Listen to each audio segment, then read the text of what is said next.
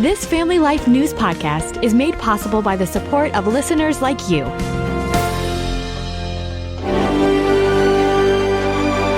Welcome back to another edition of Hometown Heroes on Family Life.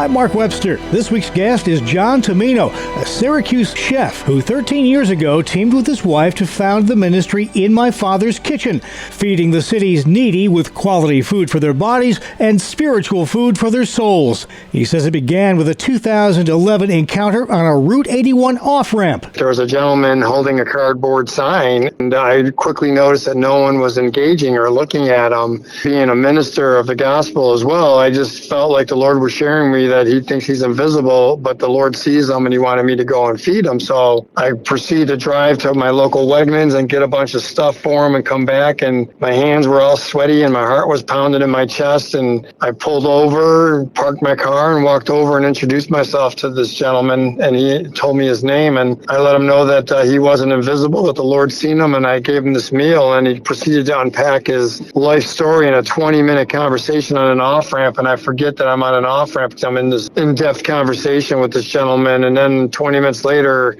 he's done, and I kind of like snap out of this moment, and I go home and I tell my wife, I think I know what we're supposed to do. We're supposed to find these individuals, tell them they're not invisible, and feed them and figure out the rest from there, and that's what happened. On one encounter, I thought I was going to change someone's life, and my life changed. It's quite an off-ramp you took from a restaurant career. That's a great analogy. I never thought of it that way. I was on a path, and the Lord took me on an off-ramp. And then put you on an on-ramp that is called In My Father's Kitchen. Tell me about the organization. We leave restaurant world behind, and our prayer was, look, Lord, how do we do this? And then my wife and I just sensed that just use what you have in your hands. I had my talent as a chef, so I could cook. I had a kitchen in my house. I had a little car to drive around town with, and I started making these restaurant quality meals and bringing them out to the street, and I haven't stopped. It's 13 years later, so we go out and we bring ratcheted up meals to individuals to bring them dignity and value through food. We bring them the supplies that they would need to navigate living outdoors, whether it's winter gear in the winter, summer stuff in the summer. Now we have a doctor embedded with us from Upstate Hospital here in Syracuse that brings out medical care. We help people get to housing, to rehab, to get back on their mental health medication. And it all starts with a lunch and a first encounter with someone and then building a relationship. Quite a spin-off from that single off-ramp encounter. Tell me a little bit more about it's called Lifehouse? We own a home right in the inner city, and the Lord strategically placed us there. And we used to see women walking the streets around our house all the time, and we always had a heart to want to do something.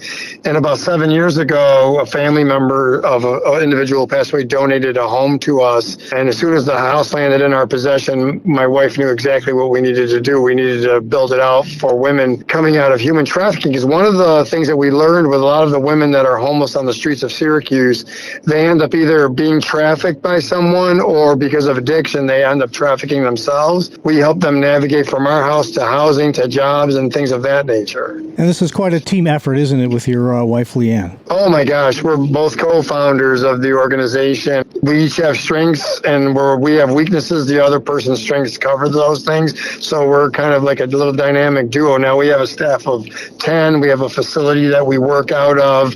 I would have never thought 13 years ago handing a guy a sandwich would bring me into this trajectory of what we do today. We're making an impact in our city. So you've been at this over a decade now. What have you seen in terms of change and levels of need? The change that I'm seeing is not good change. So we're seeing younger demographics of individuals that are landing on the streets. So my group is working with individuals who won't even go to the shelter. These are folks living in the woods, abandoned houses, under bridges, places that humans aren't supposed to be living in. And the age demographic is getting lower into the 20s. Rampant addiction, 95% of the folks that we engage have addiction going on. Untreated mental health. It's just a lot of addiction and mental health that I'm seeing that's causing people to make choices that aren't the best for their life, and then it causes them to end up homeless. And all of that, I think you probably would agree, points right back to spiritual void that's so prevalent in our society today. That's a great point, my brother. So like 80 people have passed away that I've met since I've been doing this. So we've done services for family members, but then also sharing the gospel of Christ and the hope of salvation with people. And for me, the people that have done the best are the ones that we call on the streets the Jesus factor.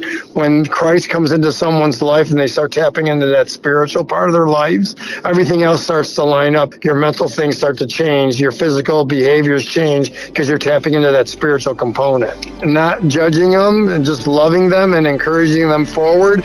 One of the things that we say is, I don't know when someone's surrender moment is. I just want to be standing there when they finally say, I surrender. That's John Tomino, co-founder of the Syracuse ministry In My Father's Kitchen, feeding body and soul in central New York.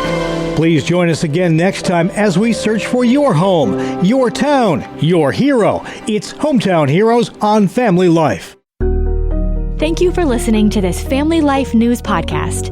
If you've been encouraged by what you've heard, please share it with others and click the subscribe button to automatically receive future episodes. Family Life is a listener-supported ministry. Podcasts like this are made possible by your financial partnership. Find out more at familylife.org.